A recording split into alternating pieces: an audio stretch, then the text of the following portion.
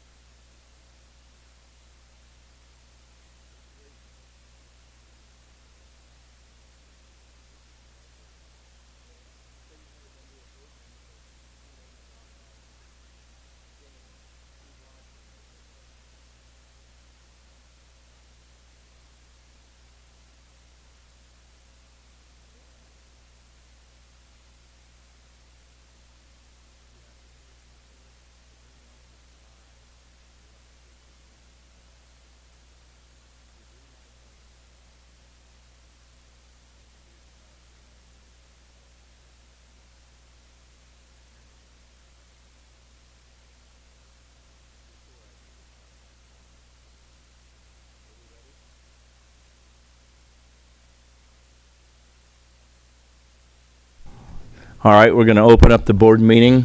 All board members present except for April. And Mr. Reichert will do the Pledge of Allegiance. I pledge allegiance to the flag of the United States of America and to the republic for which it stands, one nation, under God, indivisible, with liberty and justice for all.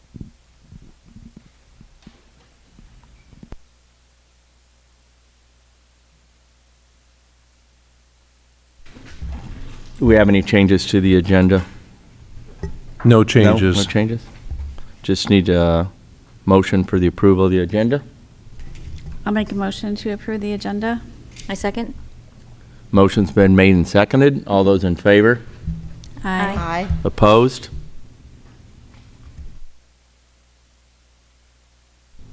I don't think we have any patron participation tonight, so do we? Nobody's got anything? All right. So, That takes us to the consent agenda, and with your permission, I will move forward with that.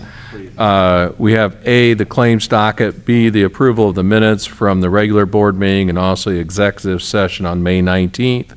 And then we have a number of personnel that we are hiring tonight. There also are resignations going on to the next page of the agenda.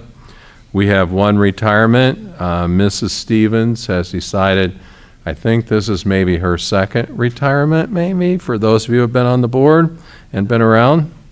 And then we are great to receive the funds. I do want to list all these for everyone online. $250 from the Waterloo First Grace Church for the Junior Senior High School Fellowship of Christian Athletes. $520 from DC Welding for our athletic department. $4,000 from Burkert Nestor Racing for the athletic department youth programs. $200 from the Hamilton Lions Club for Mrs. Ellis's classroom. $7,500 from the United Way of DeKalb County for daycare.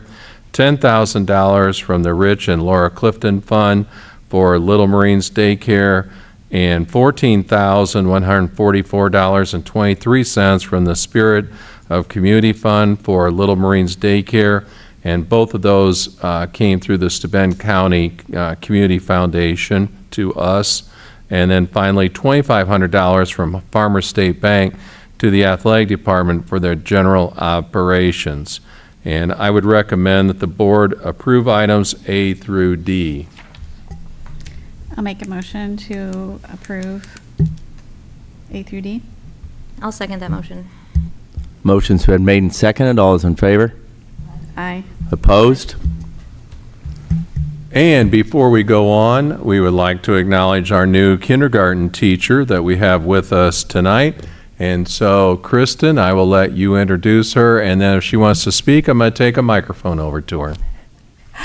Haley, do you mind standing? You know you just got hired, right? It's all buried in a consent agenda, so. So I would like to introduce our new kindergarten teacher. Her name's Haley Chaya. Very excited. She's got a lot of enthusiasm and great personality. She's wonderful with kids. She had a lot of great reviews, feedback from her references, and we are just very excited to have you here. We have 40 kindergartners currently enrolled for Hamilton for the 25-26 school year. So I think that you're going to be a perfect fit, and we're very happy to have you here. And why don't you just tell us, introduce yourself and your husband and maybe where you were previously. Okay, so I'm Haley. This is Cole. We're getting married next year. And I was at Topeka, but I graduated from Eastside. So I'm very familiar with Hamilton, and I work at Howie's, if anybody knows where that is. Yeah. So there's that. Great. Well, we are welcome to have you. Welcome to Hamilton Community Schools. Cole, thanks. Your wife will be spending some late nights here in the next couple of weeks getting her room ready after we get daycare moved out. Yeah. Thank you.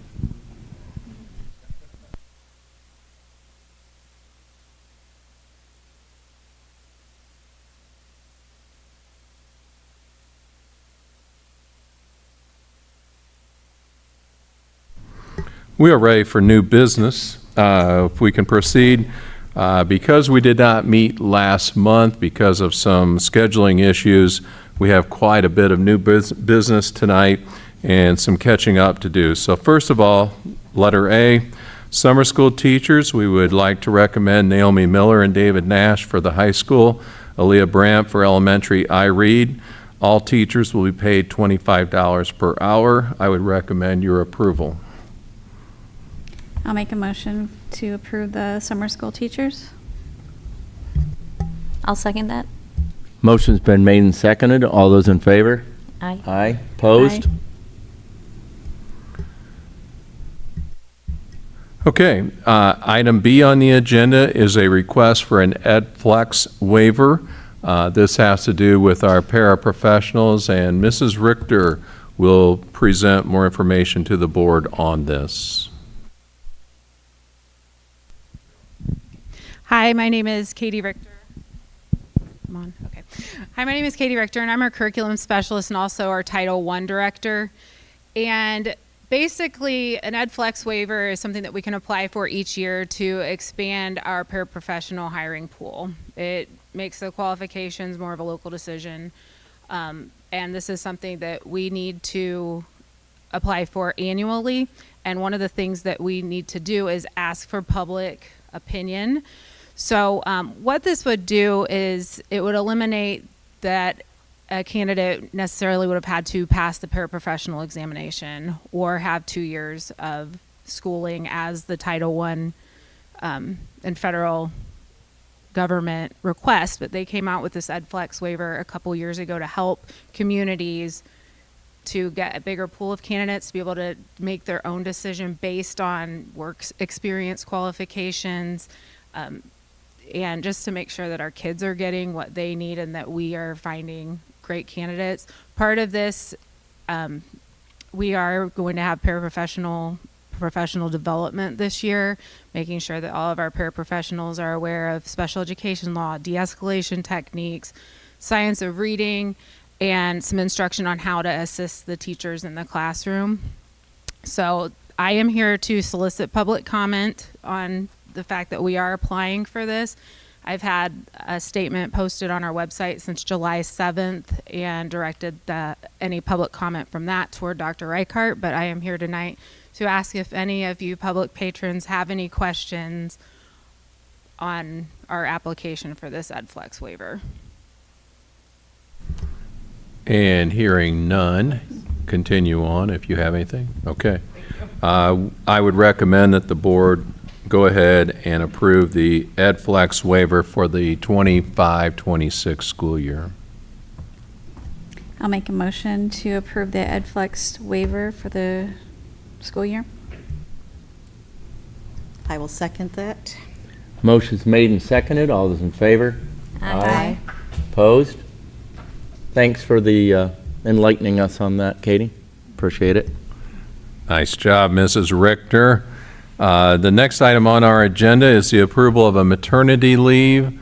And Kristen, do you have this information? I don't have it in front of me, but if you have it, I'll let you take it. Yes, Lexi Holbrook, one of our fifth grade teachers, will be going on maternity leave tentatively October through February. Leave tentative October through February. It sounds like fall break through the second week of February. And I'll just chime in that it's a pretty good chunk of time for a teacher to be out of the room. And for those people listening online and for the board, we have already secured a sub for that time. It's a licensed teacher. And so we are very happy to have that teacher that will be with us during that time off. So there will be no loss in education while she is gone on maternity leave. So recommend your approval. I'll make a motion to approve the maternity leave. I second the motion to approve the maternity leave. Motion's made and seconded. All those in favor? Aye. Opposed? As in the past, we have an after-school program called BASE.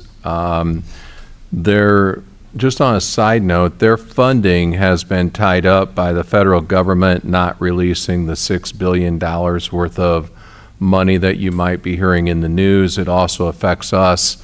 Our Title II funds for professional development, our Title III funds, our Title IV funds, right now are all being held up by President Trump. I did hear this week that he's going to at least release the after-school care funds, but I told BASE that even if the funds were not released on time, I would still like to see us go ahead and offer this to our parents, and they consented to doing that, and then I think they're going to get the money anyhow, but they would have reimbursed us for the cost of the month of August. But I did not want our parents to have to seek childcare after school for this. So as in the past, we have also contributed an extra teacher or aide for the cost. And we also, I think, cover the cost of Fridays because we also do the Fridays. So we are not increasing anything in our budget from last year, but we do need to renew it for the 25-26 school year, if that makes any sense, or if anybody has any questions, but I'd recommend approval. I'll make a motion to the additional worker in the base program. I'll second that. Motion's been made and seconded. All those in favor? Aye. Opposed? Okay, and then one more thing that we need to do is that the contract with the Northeast Indiana Special Ed Co-op that our kids are a part of that are in special education, that contract has been amended. There is not significant changes to it. A lot of it is technicalities. East Noble is leaving that co-op, so some of the verbiage is to take out East Noble in that contract. No additional costs. This would run from July 1st, 2024 through June 30th, 2029. And once again, if you have any questions, I'll be happy to answer them. But if not, I would recommend your approval. I'll make a motion to approve the contract with the Northeast Indiana Special Education Cooperative. I'll second that motion. Motion's been made and seconded. All those in favor? Aye. Aye. Aye. Opposed? Okay, and then we are ready to move to item F on our agenda, and that's the approval of the student handbooks for 25 and 26 school year. And Allie Furness, our assistant principal, will take us through any changes that she feels is significant to share with the board. I also sent this out in your board packet. I'm sure each of you read through that quite diligently, just like I have. No, I haven't. But Allie will take you through that. She's worked with Kristen as well. Thank you. Reflecting some of the legislation, attendance was a big one this year. In the past, the rule has been for kindergarten through fifth grade that if a student has 5 unexcused absences in a 10-week period, it would mandate for there to be parent contact, a meeting with the parent to try to get to the bottom and create a plan for that student to get to school. We've been doing that in practice all across the board already. The new legislation mandates that will extend from kindergarten to 12th grade now. So the handbook will reflect that policy as well. In addition to that, exempt status includes FFA events now, and also the Indiana State Fair, so a couple different things that will be included as exempt, which won't count against a student. And another piece of the puzzle that we put in new was a policy on artificial intelligence. Obviously, with the implementation of that becoming so widespread, schools are mandating there to be something in the handbook to speak to that. Essentially, what it just says is that kids need to still be able to critically think for themselves and not just get their degrees based on using AI. Some of our classes will require the use of AI because it is an important factor for kids to know how to use and so on. But it talks to it being equivalent to a plagiarism if they're going to overuse it in the classroom. The only other thing, I think that was it. And then updating, obviously, the new calendar in the front and the years and so on to reflect. We did a lot of work on the handbooks last year, so it was just a couple tweaks this year. I do have a question on one of the other thing. Sure. Is the more than 3 periods is counted as a full day? That's something Yes. new? So that was And- something that we changed Yeah. as a result of the, prior to last year, I believe there were 8 class periods. We moved it to 7 class periods with Marine Advisory. So that had to be shifted a little bit so that in Power School it was reflected to say missing, how did we word that, Bill? For the 50th time. It says more than 3 periods is a full day, 3 periods is a half day. I was just curious, I mean, you would assume that that means 1 or 2 periods is neither. Is that correct? Correct. So Okay. those would be single period absences. Okay. The way that it was written before, a student was considered absent for a half day if they missed 1 class period. There was a big discrepancy there that had to be resolved, and that Mr. Schaefer also fixed in the reporting side of things in Power School as well. So everything's reflective now that a student present for 3 or less class periods a day would still be a half day, whereas a full day, if they're there for at least 4, they're still present for a full day. And it would just be single class period absences. Thanks. You're welcome. Can I add something, Dr. Riker? Can I add something? I wanted to share too that this past year, our chronic absenteeism in the high school, we got the official numbers, and of course I didn't write them down, but off the top of my head, last year at this time, they were at 26% in the junior, senior high. 26% of students were missing 20 or more school days, and at the end of this year, we were at 12% of students were missing 20 or more school days, and that is with the increase in enrollment, and thanks to Mrs. Furness staying on top of the attendance and tardies. She's done a phenomenal job. Also, I wanted to share in the elementary, I don't know the number off the top of my head, but I also know the elementary number was decreased as well. I want to say it went from 14 down to 11 or 12%. Don't quote me exactly, but I know both were junior, senior high substantially decreased, and elementary as well. So thank you and good job, Allie. And just to remind the board, that was one of our goals this past year that we were working on. And credit to Ally for all of her work in this area, as I think we previously have acknowledged as well, but always good to re-acknowledge good things. Thank you. Okay, if there aren't any other questions or comments, I would recommend that we approve both the elementary and the junior senior high handbooks for the 2025-26 school year. I'll make a motion to approve the handbooks for the elementary and junior, senior high school for the 2025-2026 school year. I second the motion about approving the handbooks. Motion's been made and seconded. All those in favor? Aye. Opposed? Okay, we have to go through first reading of Neola, and I will try and do my best. I'm trying to get caught up, and I thought I was caught up, and on my desk for next month's board meeting, I have a whole nother pack of first readings on Neola, and then they just sent out another packet on Neola. So a lot of this is generated by changes at the state legislature. Some of it is technical, some of it is spelling, but I will go through this, and if you have any questions, please stop me.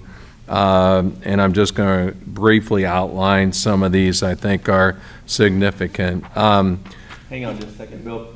Haley and Cole, if you guys want to.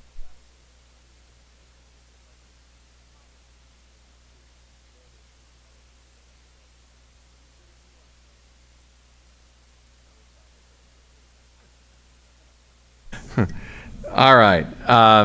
First of all, just the board's aware that if we would get into a court case where, this is policy 172, where the legal expenses would exceed a certain amount, I need to legally inform the board president, who then informs the board of what is going on with that. Hopefully that never occurs. 1213, staff-student relations, a technical correction, a cross-reference was wrong to policy 3121. 1220, employment of the superintendent. The board must not enter into a contract with a superintendent on or after the date of the election of one or more members of the governing body until January 1st of the year immediately following the year of the election. However, it does not apply if the membership of the governing body does not change by more than one member.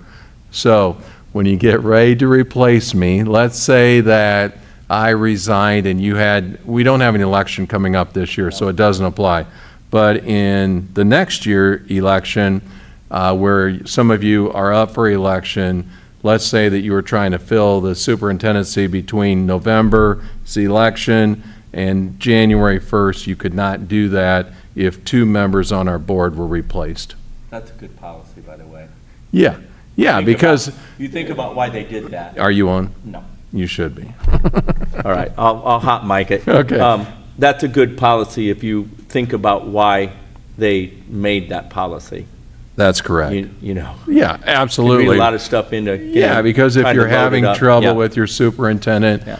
one of the board members, two of the board members run on a platform that they want to change things with the superintendent, they want to bring in somebody else, it gives them a chance to have that voice in that process. That's the context. Policy 1230 requires the superintendent to notify the board of any knowledge of possible criminal activity of current or former employees, and requires the superintendent to notify the board of legal expenses reasonably expected to exceed an amount which is specified by the board, and I believe that is $10,000. Policy 1617, weapons. It is to make clear that the possession of firearms or weapons by visitors is prohibited, except for the possession of a firearm by a person who may possess a firearm who has been authorized by the board to carry a firearm, meaning if we had an SRO or a police officer on campus.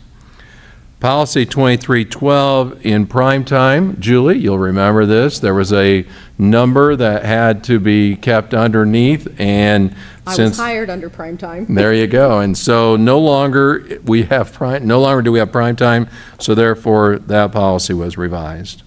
Student assessment, that just falls into Senate Bill 1. It's revised to reflect student reading proficiency changes from SEA 1 that impact curriculum, assessment, remediation, and retention. Policy 3217, weapons, is the same as I previously cited. Supplemental payments, policy 3220.02, requires schools to differentiate the amount of salary increase for teachers who have the required early literacy endorsement.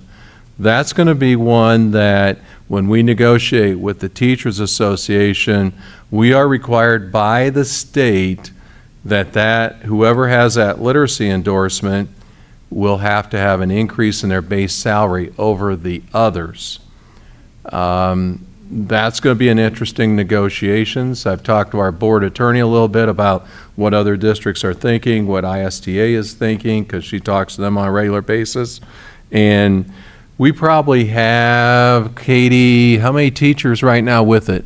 We have one that has finished it completely, but most of them will eventually within the next. So Katie is saying for They the, don't have to have that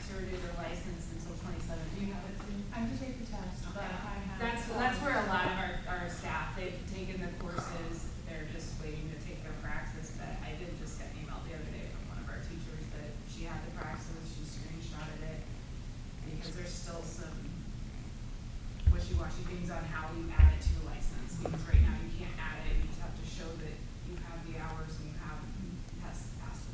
So Mrs. Richter, for those, because she did not have a mic, is saying that we have one teacher who is all the way through it.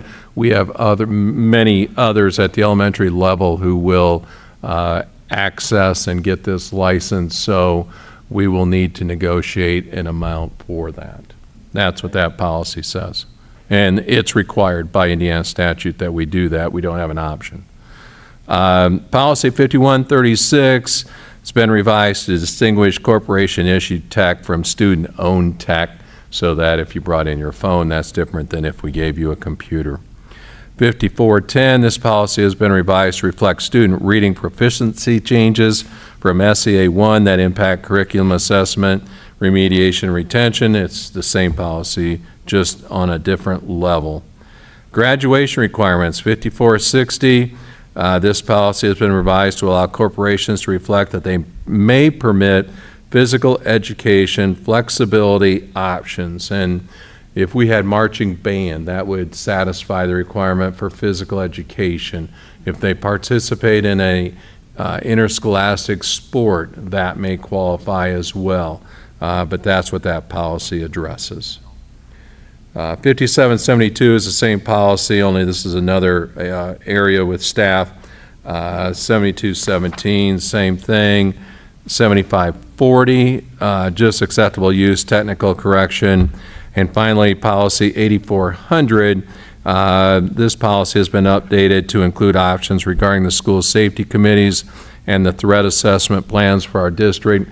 We're required to do a threat assessment every year. This policy basically puts that into our policy for your approval. That is it on those policies, and then I'm going to go on to letter H and do the next set of policies, and these are not as lengthy. So any questions on the first set?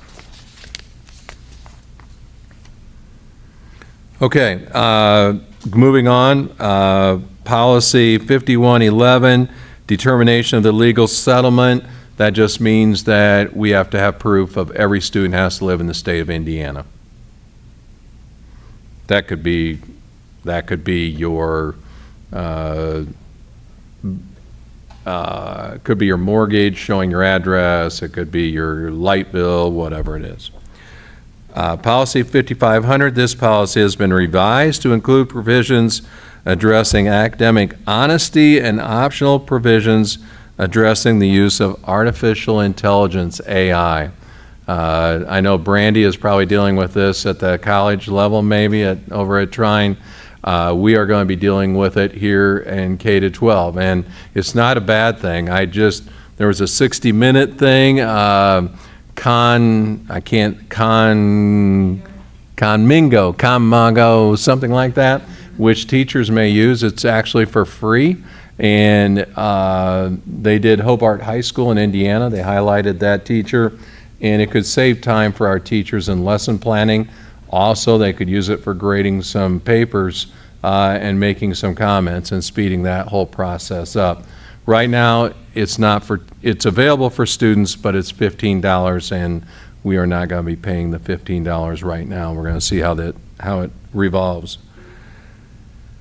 5610, suspension, expulsion of students, is to correct legal citations and punctuation. So no changes. 6140, this policy has been added to empower corporations to pass a resolution designating banks, depositories, and digital payment applications to receive deposits of corporation funds and be utilized to receive payment on behalf of the corporation for school fees and services. Well, that policy is already out of date because we no longer have school fees as of this year. So anyhow, they'll be coming with a revision of that, I'm sure. 6520, required ADM. It just means that we have to take ADM count on the days that are requested. Policy 7540, again, addresses artificial intelligence. 7540 addresses for staff artificial intelligence. 7540 is a new policy on artificial intelligence. And then 8420 is just making clear that possessions of firearms or weapons, by visitors is prohibited. So that's a brief synopsis of the policies that we would ask you at the next board meeting to adopt, and I will take any questions that you might have on any of them.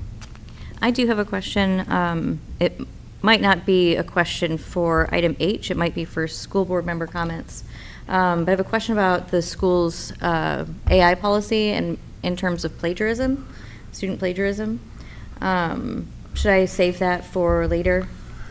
Actually, we have included that in the student handbook, and I'm looking at Ally if she could answer that question for I'll just Brandon. read the whole piece that we included. It says, to ensure the integrity of the education process and to promote fair and equal opportunities for all students, except as outlined below, the use of artificial intelligence, AI tools, is strictly prohibited for the completion of schoolwork. The use of AI/NLP tools without the express permission/consent of a teacher undermines the learning and problem-solving skills that are essential to academic success and that the staff is tasked to develop in each student. Students are encouraged to develop their own knowledge, skills, and understanding of course material rather than relying solely on AI tools, should ask their teachers when they have questions and/or need assistance. Unauthorized use of AI tools is considered a form of plagiarism, and any student found using these tools without permission or in a prohibited manner will be disciplined in accordance with the Student Code of Conduct. See Board Policy on AI. One thing I would like to say about that too is that we do have most of the big hitters, ChatGPT and so on, we already have permissions on the Chromebooks that are blocked for the students to have access to those. If a teacher does need one for assignment, they are instructed to message the tech department to get the permissions released. For example, this past year for our computer science, was it, Katie? Mr. Nash's, I think it was his computer science course. They had a portion where they were learning those tools. So the permissions were unblocked and so on. So if the students are using their Chromebooks, they should not have access to those tools to start unless some courses or pieces of a class are requiring them to do so. So we will treat it as a plagiarism scenario. So, as a follow-up, what tools do teachers use to identify? Do they run them through checkers, or is there a checker that you use across the board, or? So that's something that we were talking about just recently, Mrs. Richter and Dr. Reichart and I. We are fortunate in the sense that our teachers have relationships with the students. So as a teacher, right, you're able to determine that's not Brandy's writing most of the time. You can say, hey, this is outside the range of what I would expect to see from a student. So I think intuition is probably one of the biggest steps there. But there are tools that I think some peoples have in order to kind of weed through it a little bit more. Another thing that we discussed too was even talking to a student, they're using grammar, they're using words that maybe they want to, hey, explain this to me a little bit face to face. So I think there are some kind of old-fashioned strategies that could uncover whether or not they were using the tools incorrectly. Okay, that makes sense. But I have one final follow-up. Do they use Grammarly at all? Yes. Okay, so Grammarly has become AI now, that's right. and can be a really awesome tool, but can also sometimes provide a little more help than what maybe they should be getting. But it sounds like teacher-student relationships is For probably sure. the best way to do it. And I'm sure a lot of the teachers are utilizing Grammarly. Are they, Katie, in the high school level? I thought Trish Harrison utilized it. Oh, yeah. Next time we'll just put a seat up here for you. I know, this is. In my experience, not very many teachers are using Grammarly. There are students that will get accounts with that. We are looking at different student platforms to enhance AI instruction as a tool. And but I will say, from this already was going on when I was still in the English classroom, the relationship piece is so huge with this, because if you ask a kid, hey, you want to tell me what happened here? Our kids are so forthcoming. They'll say, I just got stuck. I just got in a hurry. And so you give them a chance to redo it with their own information. And that's ultimately the best way, and I said that was my last follow-up, but also making sure that they know moving forward, especially for those who go to college, and can get kind of lost in the sea of other students and, stress, that, just how to use it ethically is really, really important, because we've noticed we identified about a 25% increase in workload for English professors at Trine because of the use of AI.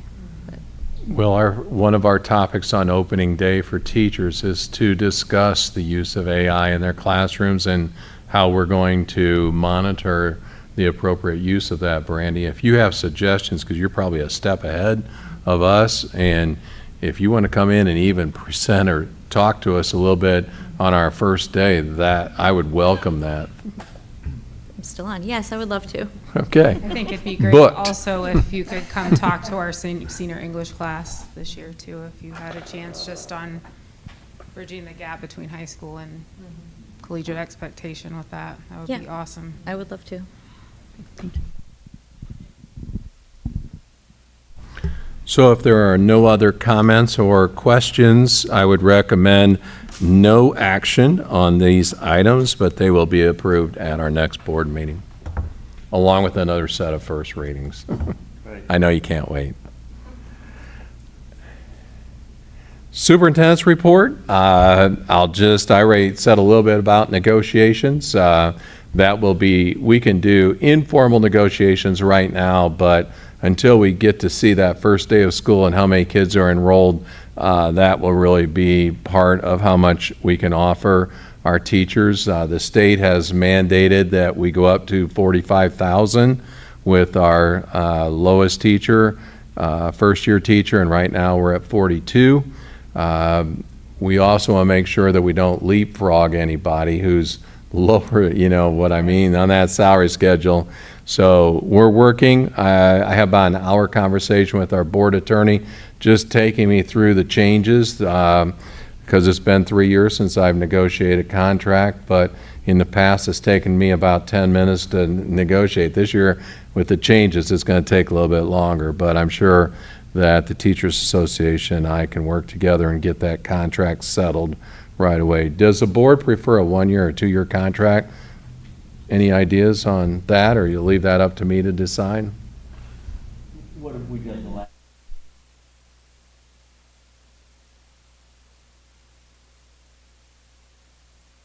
Okay, all right. I think we would, honestly, I think we would like to hear the administration's recommendation on that before we answer that. I mean, if you might have valid reasons why you want to go 1 or 2, and we'd certainly like to hear those, as well as what the Teachers Association, what their wishes are, I think would be important. So. Well, I just don't want to bring something back to the board and then you say, well, we didn't want a 2-year contract, we only wanted 1, or I bring a 1 and you go, we wanted 2, so we don't do this again next year. So, okay, thank you very much on that.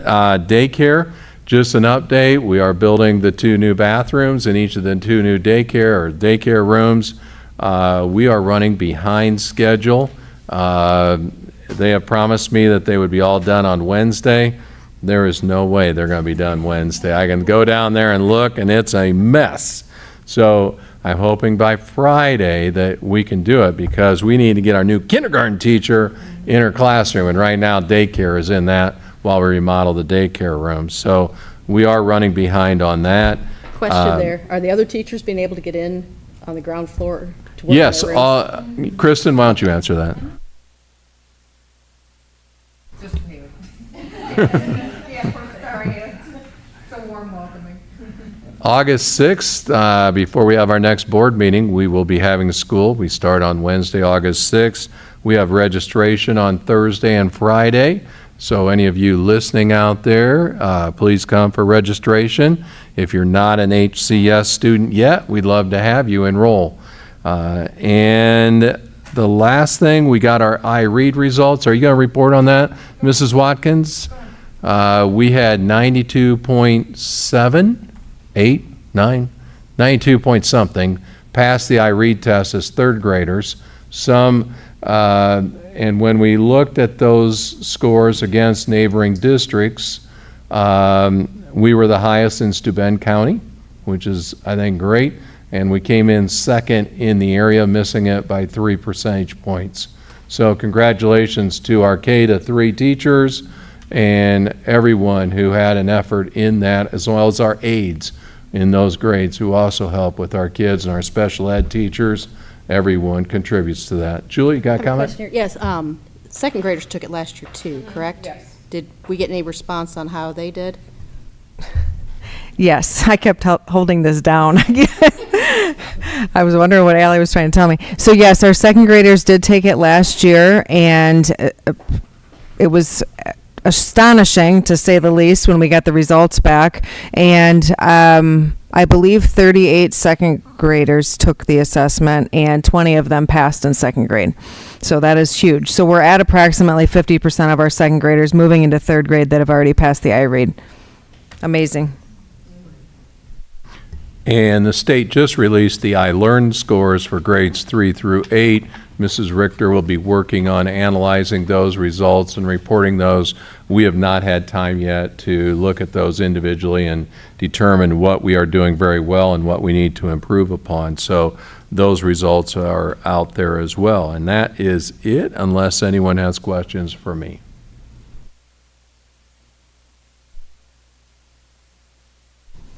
I am going to start with the administrator's report just before I pass it over to Mrs. Watkins. I am reporting on athletic stuff for Mr. Prokop.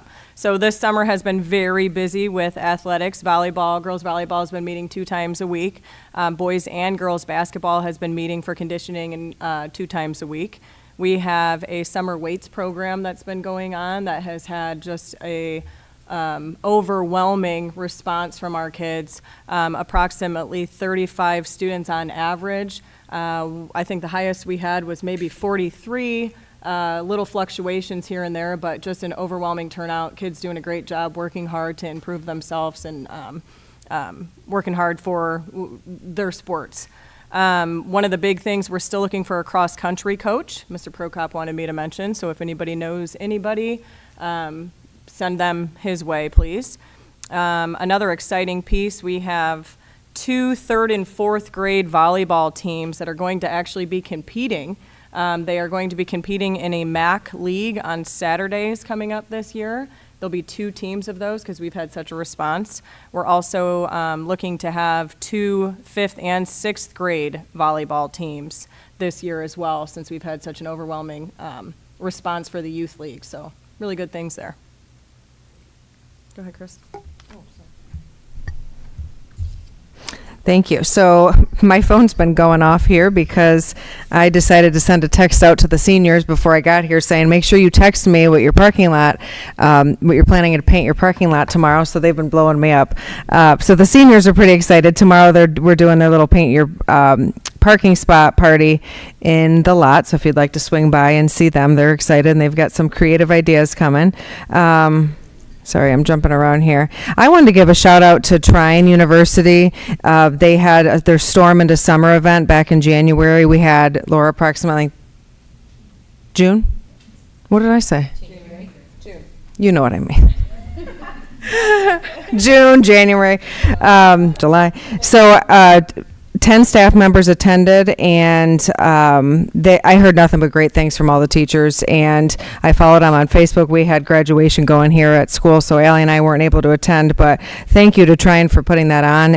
I've heard nothing but great things about it. Dr. Reichert already mentioned in-person registration this coming Thursday from 2 to 6 p.m.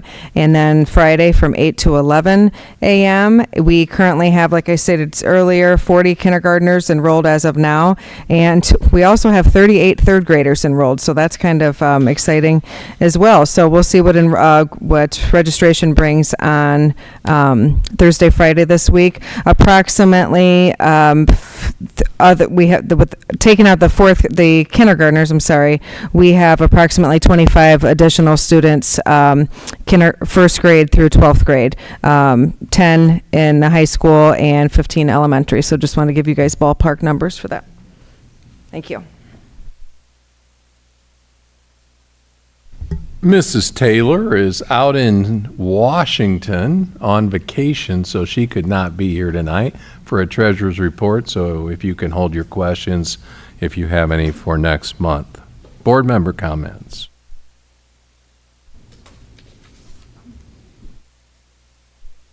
I don't think any of us have anything. It's all you.